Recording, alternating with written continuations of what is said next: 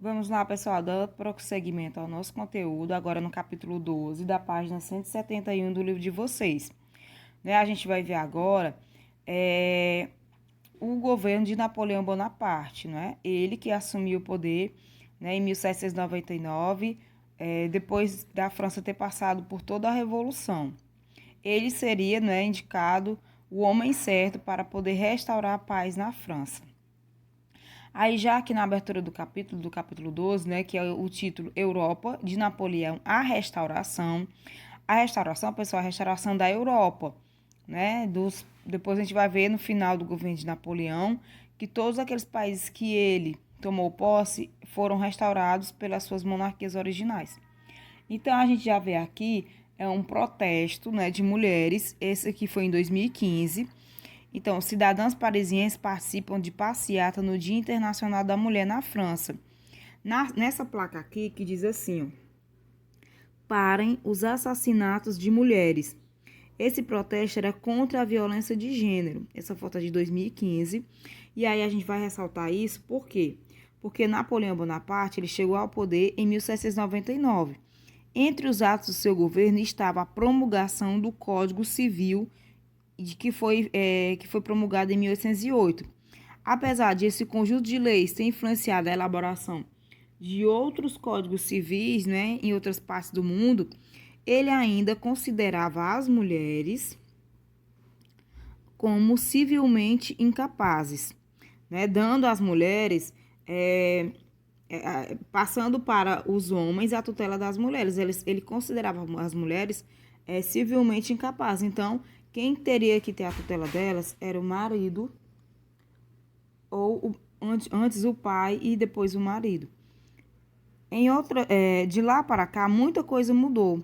Passados mais de 200 anos da promulgação do Código Civil Napoleônico, será que os códigos civis, na atualidade, estabelecem direitos civis em relação à mulher? Então, a gente vai acompanhar aqui como foi esse Código Civil, no governo de Napoleão, que ele não contemplava os direitos das mulheres, Inclusive, ele considerava elas civilmente incapazes. Então, vamos ver aqui a ascensão do general Bonaparte.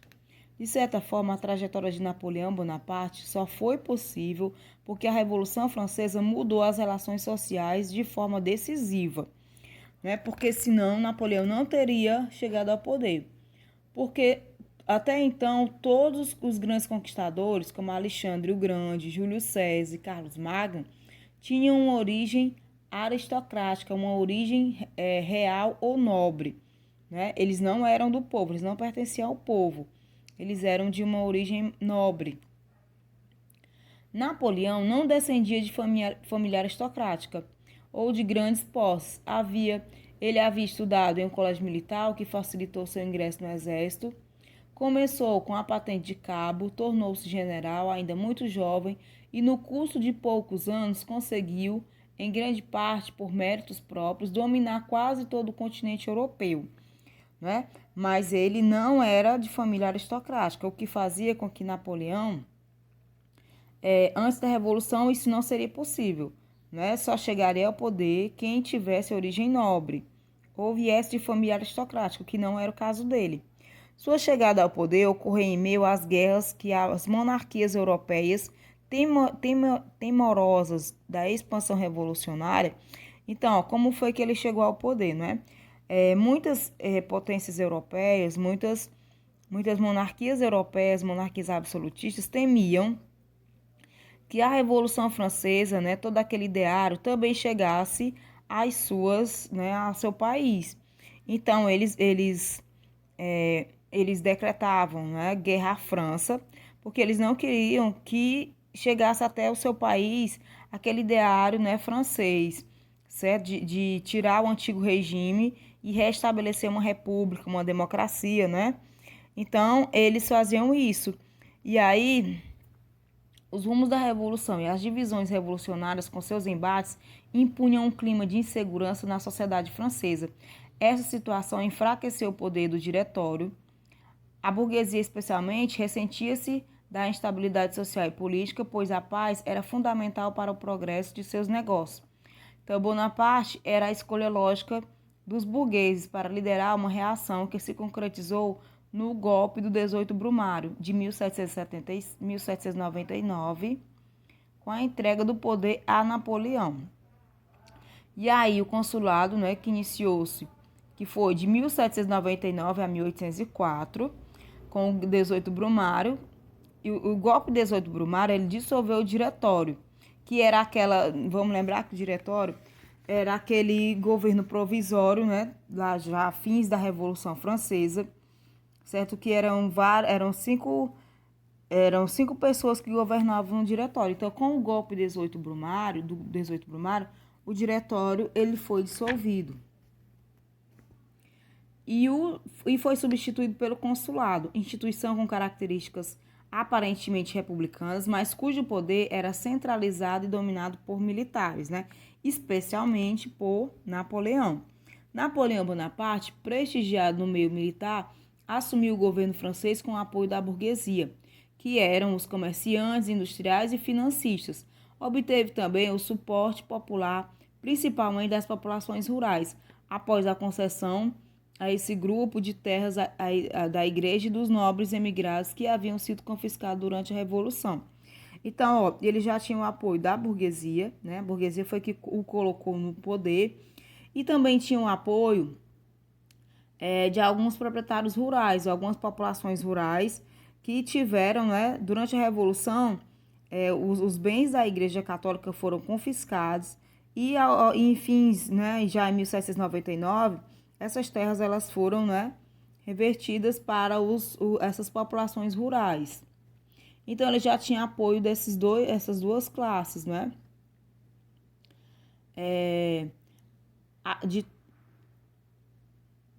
Esses três grupos constituíam sua base de poder. Então, a partir do apoio desses três grupos, né, é que o Napoleão tinha o apoio dos militares, tinha o apoio da burguesia e das populações rurais. Então, isso aí já constituía a base, né, uma base de poder no qual ele poderia permanecer no poder. As propriedades do consulado eram as prioridades do consulado, né, desse nova forma de governo, eram enfrentar as ameaças externas, o que Napoleão fazia com seu exército, né, ao país, e reorganizar a economia e a sociedade francesa. Para sanear as finanças deterioradas pelo longo período de guerras, fundou-se em 1800 o Banco da França, de propriedade do Estado. Ele criou um padrão monetário que foi o franco, em lugar dos assignates emitidos durante a Revolução. A indústria e a produção agrícola foram estimuladas por financiamentos. Em 1801, o governo francês reatou as relações com a Igreja por meio de um acordo assinado com o Papa. No ano seguinte, uma nova constituição foi elaborada, dando mais poderes a Napoleão. Como primeiro cônsul, ele detinha o controle do poder executivo por 10 anos. Os demais cônsules, né, eles tornaram-se apenas simples conselheiros, um para a economia e o outro para a política. A centralização político-administrativa permitiu a Napoleão escolher os ministros e os membros do Conselho de Estado, o órgão cuja função era preparar os projetos de lei. De decreto em decreto, anulou discórdias e ameaças de golpe, restabelecendo a ordem no país. Em 1804, o Código Civil Napoleônico, né, que foi assim chamado, assegurava, ele foi inspirado no direito romano, né, foi promulgado em 1804, inspirado no direito romano, o código assegurava a igualdade de todos perante a lei, o direito à propriedade privada e a proibição de sindicatos de trabalhadores e greves, garantindo assim as conquistas burguesas. Além disso, restabeleceu a escravidão nas colônias francesas. Esse conjunto de leis exerceu influência em toda a Europa e tornou-se referência de diretrizes legais e jurídicas de ordem do Ocidente capitalista. Apesar de ter se tornado modelo e referência para o governo de diversas partes do mundo, esse Código Civil de Leis considerava as mulheres civilmente incapazes. Quer dizer o quê? Significava que a mulher ficaria sob a autoridade de seu pai e em seguida sob a autoridade de seu marido, de acordo com Marvin Pelry, né? O que ele dizia aqui? Atribuindo às mulheres uma condição inferior à dos maridos em questão à propriedade, adultério e divórcio, o código refletia tanto a atitude pessoal de Napoleão como a opinião geral da época com respeito às mulheres e à estabilidade da família. Então, isso era esse Código Civil que tornava as mulheres civilmente incapazes, né? Então, elas tinham que ser tuteladas pelo pai, inicialmente, e posteriormente pelo marido, né? Ao casar. O Código Civil da França foi sofrendo diversas alterações com o passar do tempo, para que o conjunto de leis pudesse se adaptar às novas demandas sociais.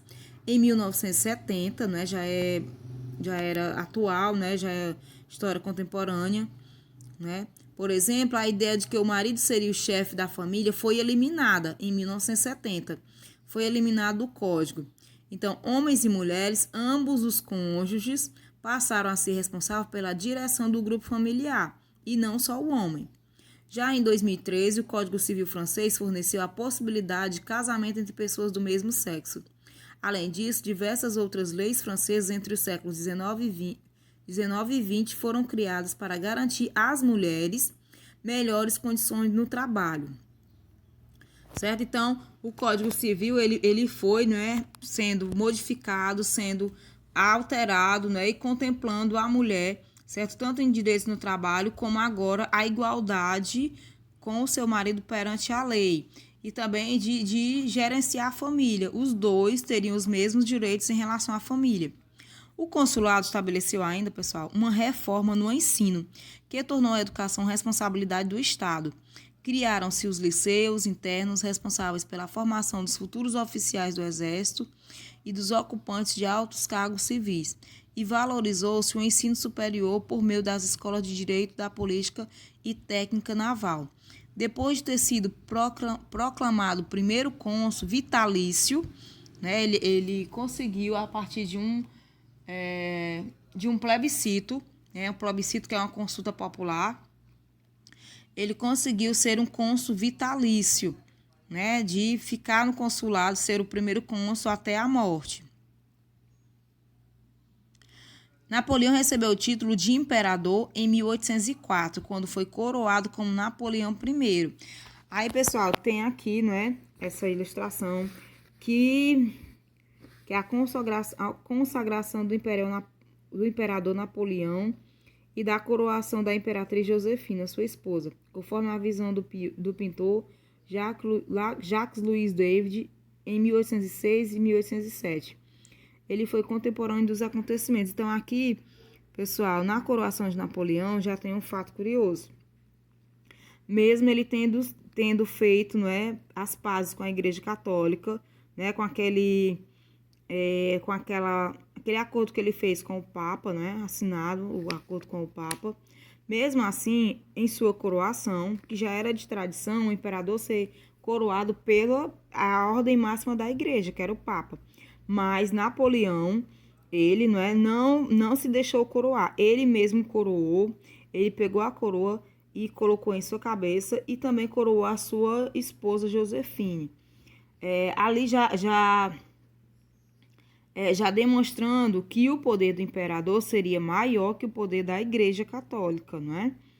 Certo? Com esse ato, ele fez transparecer isso, né? Essa foi uma simbologia a partir da sua coroação, em que o governo seria mais forte, né? O governo de Napoleão seria mais forte do que a Igreja Católica. Na próxima aula a gente continua.